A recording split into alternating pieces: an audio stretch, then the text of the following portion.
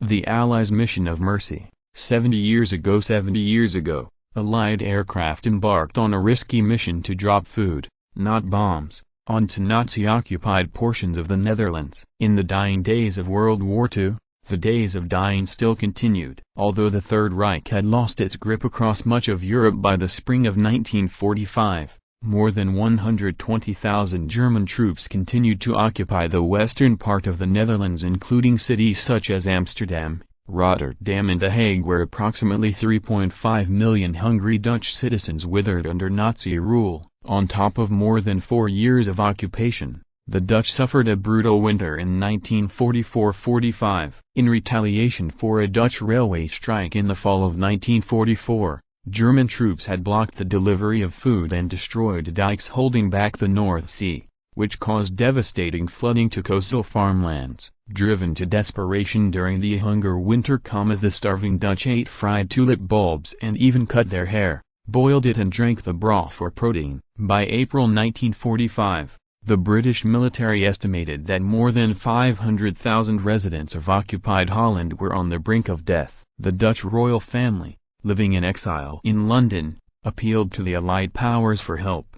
Oh, if a major catastrophe, the like of which has not been seen in Western Europe since the Middle Ages, is to be avoided in Holland, something drastic has to be done now. Dutch Queen Wilhelmina desperately wrote to British and American leaders.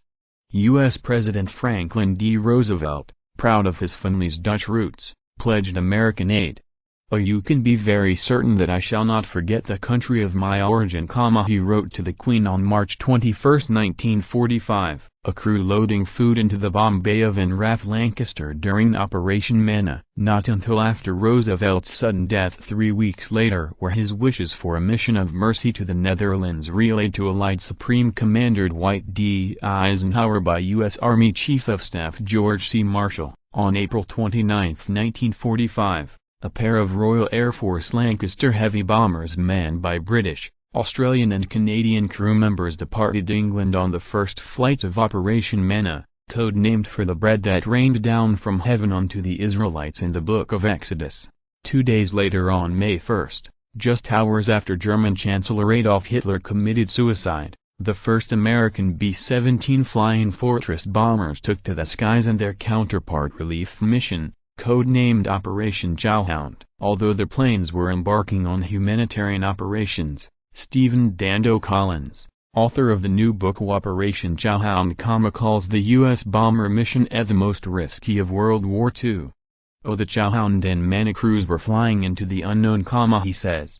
Oh, at least on normal missions most risks were known. To begin with, air crews were told that the Germans had agreed not to fire on aircraft flying these missions, but the agreement not to fire was not signed by the Germans until 4 days into the Manna, Jawhound missions. In fact, Eisenhower gave instructions to launch the first flights before there was even a verbal agreement from the Germans in Holland. Oh, next, the bombers were to fly at 300 to 400 feet, and as slow as possible, to make their drops, hoping that the enemy would keep their word not to fire. They were sitting ducks at such low levels. If the Germans had opened fire with all their guns, chances of survival for aircrew were minimal. There was neither the time nor the height to successfully bail out. Arthur Cinquart, the senior Nazi Party official governing the Netherlands, gave orders to German troops not to fire on Allied airplanes flying in specified corridors, and, like so many other Nazi orders during World War II, they were followed down the chain of command.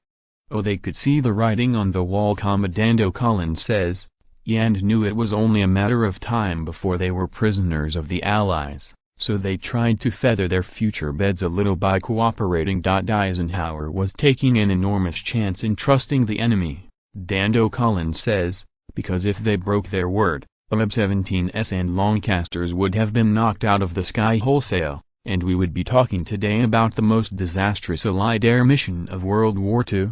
A disaster which would have seen Eisenhower stripped of his command. For 10 days, Allied bombers flew across the North Sea and buzzed over Holland's flooded lowlands in tulip fields ablaze in springtime colors, weaving between church steeples and windmills, pilots used to flying at 20,000 feet and above flew so low they could make eye contact with the starving citizens and the wary Nazi soldiers following their flight paths with their anti-aircraft guns. As their engines roared overhead, men, women and children waved handkerchiefs and Dutch flags as the planes deployed their payloads, bags and boxes filled with chocolate bars, margarine, coffee, milk powder, salt, cheese and flour on airfields and racetracks across the Netherlands. As food and salvation fell from the skies, crews saw for themselves the gratitude of the Dutch people in messages such as the field of manicured tulips arranged by one grateful farmer to spell out, "Oh thank you Yanks." At the height of the relief effort,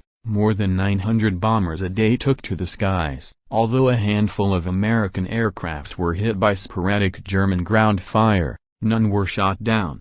"Oh personally, am astonished that so few did open fire," Commandando Collins says. One B-17, however, was lost during Operation Chowhound after a mechanical failure forced it to crash into the North Sea, resulting in the deaths of 11 servicemen. Operations Chowhound and Mena came to an end with the arrival of the Allied victory in Europe on May 8, 1945. Over 10 days, British Lancaster and Mosquito bombers flew more than 3,000 sorties. American bombers flew more than 2,200 missions. In total, Allied aircraft transported more than 11,000 tons of food, saved thousands of lives and set a valuable precedent for the Berlin airlift in 1948 and 1949 and future humanitarian missions to come. For Cinquart, his acquiescence to the flights was not enough to save him. After the war, he was tried and convicted as a war criminal at Nuremberg and subsequently executed.